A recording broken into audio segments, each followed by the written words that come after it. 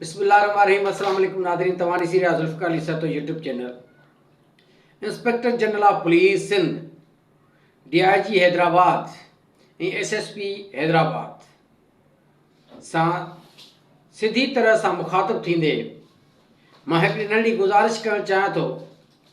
त सिंध पुलिस जे अंदरि हिकु अहिड़ा ऑफिसर,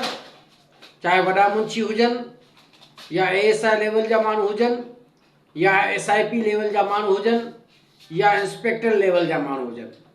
इहो ॿुधंदा रहिया आहियूं ऐं अवामी शिकायतूं पिणु इन ई सूरत जूं आहिनि त थाननि ते जॾहिं वञिजे थो त SHO शरीफ़ ऐं ग़रीब माण्हूअ खे ज़लील कनि था। जीअं अॻु में सिंध सूबे जे अंदरि हिकु अब्दुल्ला ऐवान इंस्पेक्टर SHO मशहूरु रहियो आहे त जेको थाणे ते रही करे अक्सर करे माण्हुनि खे ज़लील कंदो हुयो ऐं कंहिं तरीक़े सां इंसाफ़ जी हिकु कुर्सीअ ते वेहण जे हवाले सां उन में इहा शनास न हूंदी हुई त हू कंहिं ग़रीब माण्हू या मिसकीन जंहिंजो मसइलो हुजे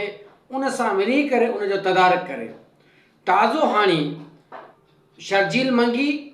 जेको अॻूणो SHO GOR हुयो, जेको सस्पेंड थी वियो, ऐं उन सां गॾोगॾु हिकिड़ो टीम जो नासूर सिंध पुलिस जे अंदरि SIP अज़ीज़ पंवर उन ई अब्दुल्ला ऐवान जी ॿी सूरत आहिनि जेके कंहिं तरीक़े सां अगरि जेकर को शरीफ़ माण्हू कंहिं दरख़्वास्त में, कंहिं इंक्वायरी में या को पंहिंजो मसइलो ॿुधाइण जे हवाले सां थाणे ते वञनि था, लिखियलु पढ़ियलु माण्हू वञे थो त उनखे ज़लील ऐं रुसवा कनि था। उन्हनि खे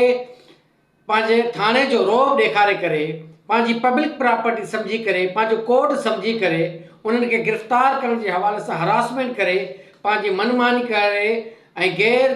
क़ानूनी तौर ते पंहिंजो हिकिड़ो रोब ऐं दाब रखे करे उन्हनि खां जहिड़े रीत या जहिड़ी बि सूरत हुजे उन्हनि खां हर पंहिंजो उहो मसइलो मञाइण में कामयाबु रहनि था त जीअं उन्हनि जे दोस्तनि खे जेके फेवर करणु चाहिनि था उन्हनि खे ख़बर पवे त शर्जील मंगी ऐं SIP अज़ीज़ पंवर सिंध पुलिस जे अंदरि बि आहिनि।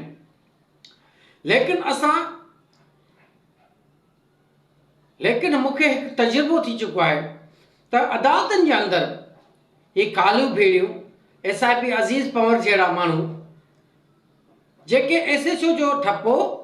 पुलिस स्टेशन जो ठपो SHO जे मोनो सां ऐं उन ते पंहिंजी सिग्नेचर करे SHO जे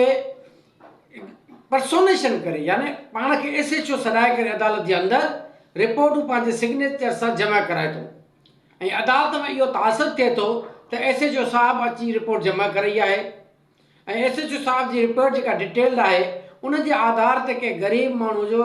जेको हक़ी हुजे, जंहिंजो इंसाफ़ थियण जो को मैटर हुजे, जेको हक़ी SHO जेको थाणे ते वेठो आहे उहो अची ॿुधाए त उन ग़रीब माण्हू जो मसइलो या डिटेल्स जेका तदारक आहे उहो ग्रीवियंस जेको हल थी सघे। लेकिन ही SIP कंहिंजी वंगार वंदे कानून खे हथ में खणी अज़ीज़ पंवर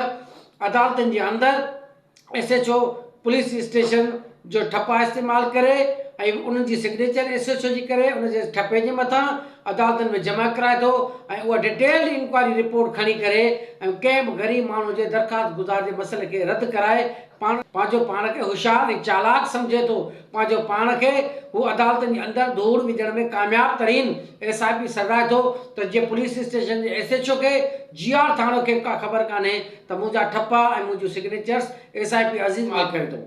मां IG सिंध पुलिस खे गुज़ारिश कयां थो, DIG हैदराबाद खे बि, SSP हैदराबाद खे बि त ख़ुदारा हिन गंद मां असांजी जान छॾायो, अवाम जी जान छॾायो। आम माण्हूअ खे जेको ग़रीब तरीन आहे, जेको अनपढ़ियल आहे, जेको सम्झे नथो त ही कानूनी तौर ते केतिरो वॾो ॾोह आहे, लेकिन लिखियलु पढ़ियलु माण्हू सम्झे थो त SHO जो थाणे जो ठपो SHO जे मोनो सां, SHO जे उन ठपे जे मथां SHO जी सिग्नेचर करे पंहिंजो पाण SIP जेकर पाण खे SHO थाणे जो सॾाए ऐं रिपोर्ट जमा कराए थो, इन खां वधीक लाक़ानूनियत, इन खां वधीक गैर क़ानूनियत, इन खां वधीक जाहिलियत, इन खां वधीक जुर्म कहिड़ो आहे जहिड़ो SIP अज़ीज़ पंवर करे थो। अज़ीज़ पंवर जे ख़िलाफ़ मूं वटि काफ़ी सबूत आहिनि। मां IG सिंध साहब खे, DIG हैदराबाद खे, SSP हैदराबाद खे गुज़ारिश कयां थो त महिरबानी करे ख़ुदारा हिन जे ख़िलाफ़ सख़्त खां सख़्तु इंक्वायरी कयो। मां अदालतुनि सां बि रुजू करण जी कोशिशि कयां थो त अदालतनि जे अंदरि जेके ही रिपोर्टूं पेश करे थो उहे सभु मनगढ़ंत कूड़ियूं जाली आहिनि ऐं कंहिं बि सूरत में एसओजी जी सिग्नेचर खां सवाइ पंहिंजो पाण खे पर्सोनेशन माना ₹2 सम्झे करे एसएचओ जी जाइ ते पंहिंजो पाण खे एसएचओ सॾाए करे गैर कानूनी अमल में मुलविस आहे। हिन जे ख़िलाफ़ सख़्त खां सख़्त कार्रवाई करे हिन जे ख़िलाफ़ एक्शन खंयो वञे ऐं हिन खे नौकरी मां कढी करे अवाम सां, सिंध जे अवाम सां, सिंध पुलिस सां, उन ग़रीब माण्हुनि सां जिन सां हिन नाइंसाफ़ी कयूं उन्हनि खे इंसाफ़ ॾियण में आईजी साहब, डीआईजी साहब, एसएसपी हैदराबाद साहब अहम किरदारु अदा कनि त जीअं सिंध पुलिस तां जेको एतवार सिंध जे अवाम जो खजी चुको आहे उहो वरी हिकु दफ़ो ॿीहर बहाल करण में असांखे कम से कम रोशनी नज़र अचे त अहिड़ा ऑफिसर्स आहिनि जेके वरी बि पंहिंजे कार्य रिढनि जे ख़िलाफ़ इंक्वायरी करे एक्शन करे उनखे नौकरी मां कढी करे अवाम सां गॾु बीठल आहिनि।